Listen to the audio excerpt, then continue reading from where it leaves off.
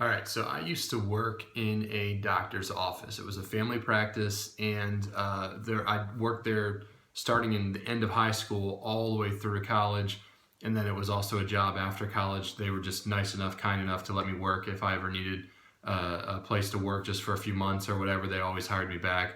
They were awesome. Okay, it was a great company to work for, but uh, what I did there was twofold. I'd either be answering phones, or sorry, threefold. I'd either be answering phones, I'd be doing something paperwork, or I'd be working the front desk, checking patients in as they waited for their appointment.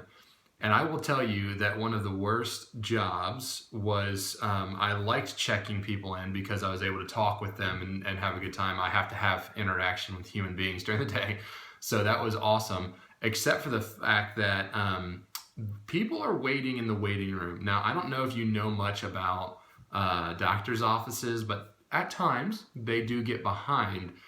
And so, as you're sitting there behind the desk and they're out there in the waiting room, like they just kind of glare at you, as it goes past their time, and it begins to get deeper and deeper and deeper and deeper, as it starts to get longer and longer and longer.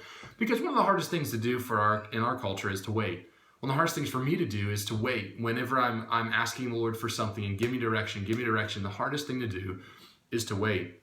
Well, in Psalm 27, he goes through and he's talking about how the Lord is his light and his salvation, and he's praising God and saying, "You've always been there for me. All I want to do is to dwell in your house. I want to dwell in your tabernacle. I want to see you for who you are. I want to have a piece of knowing you. I just want to get to know you better. I want to have an intimate relationship with you and to know you on an intimate level."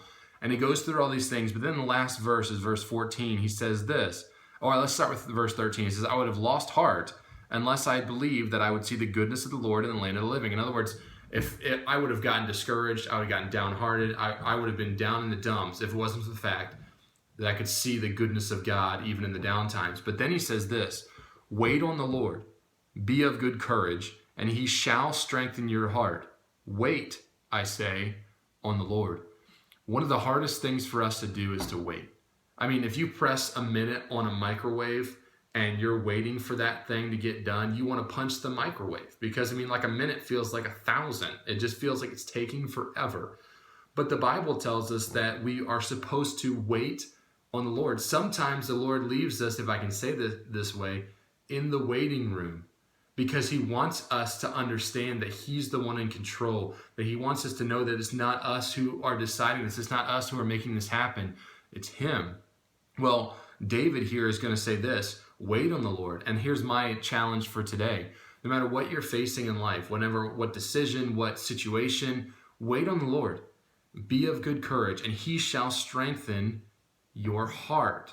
Wait, I say, on the Lord.